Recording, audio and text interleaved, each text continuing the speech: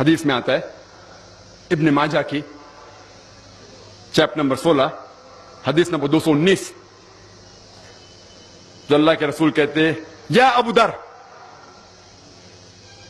تم اگر ایک آیت کو سمجھو گے وہ 100 رکعت نفل سے بہتر ہے. اللہ کے رسول فرماتے یا ابو در تم اگر ایک قرآن کی آیت کو سمجھو گے وہ 100 رکعت صلاح نوافل صلاح سے بہتر ہے.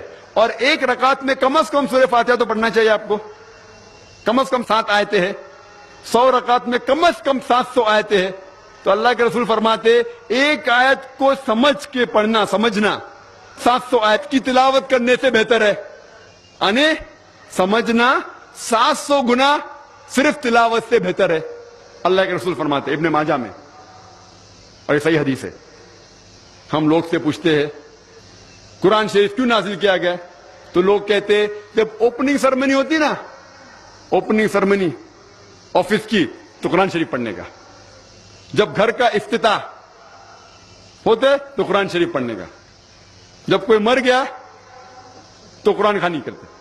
تو قرآن شریف نازل کیا گیا تھا قرآن خوانی کے لیے. اور لوگ کرتے ختم قرآن 1 2 3 ختم قرآن کے رمضان میں 3 بار 4 بار 10 بار. الحمدللہ آپ کو ثواب ملے گا انشاءاللہ ملے گا. لیکن اگر آپ رمضان میں 2 بار ختم قرآن کرتے ہیں میری یہ رائے رہے گی کہ ایک بار عربی میں پڑھو اور ایک بار ترجمہ پڑھو وہ بہتر ہے. کم از کم سمجھ میں تو آئیں گا آپ کو.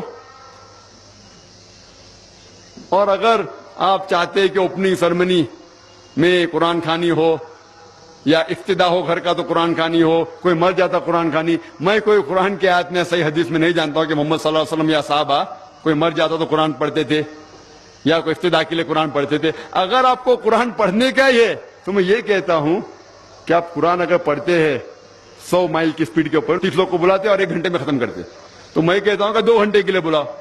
عربی بھی پڑھو ترجمہ بھی پڑھو. نہیں تو 30 کے بدلے 60 لوگ کو بلاؤ.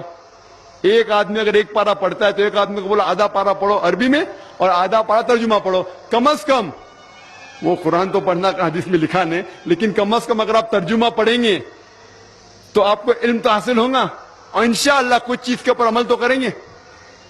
تو قرآن کو سمجھ کے پڑھنا بہت ضروری ہے, بہت ضروری ہے. اور ایک مثال میں پیش کرتا ہوں کہ اگر آپ فرانس جاتے ہیں ایک ڈگری حاصل کرنے کے لیے BSc کی ڈگری, آپ فرینچ نہیں جانتے, آپ کلاس اٹینڈ کرتے ہیں. کلاس اٹینڈ کرتے ٹیچر استاد آپ کو پی دیتا ہے پریزنٹ, بولتے ہیں حاضر ہے حاضر ہے تو پی لکھتا ہے present, P four present English میں پریزنٹ. آپ پورا سال پریزنٹ رہتے پی ملتا ہے آپ کو, آپ خوش ہے. جب ایگزامینیشن آتا ہے تو کوشچن پیپر سوال کا جو پیپر ہوتا ہے وہ آپ کو فرینچ میں ملتا ہے. آپ کو فرینچ نہیں آتی, آپ کچھ سمجھ نہیں سکتے, لیکن ایگزامینیشن میں بھی آپ کو پریزنٹ ملتا ہے پی. کیا آپ جواب دے سکیں گے پیپر کا؟ آپ کچھ سوال ہی نہیں سمجھے تو جواب کیا دیں گے؟ تو یہ پی جو ہے وہ پریزنٹ کے لیے پاس کے لیے نہیں, آپ ایگزامینیشن میں فیل ہو جائیں گے. تو آپ صرف قرآن شریف عربی سے پڑھیں گے آپ کو پی ملے گا لیکن وہ پی پاس کے لیے نہیں ہے, پریزنٹ کے لیے موجود حاضر. ہمیں غلط فہمی ہے کہ ہم پڑھیں گے تو جنت میں جائیں گے. صرف پڑھنا کافی نہیں ہے, پڑھ کے سمجھو اور قرآن مجید پہ عمل کرو تو انشاءاللہ آپ جنت میں جائیں گے.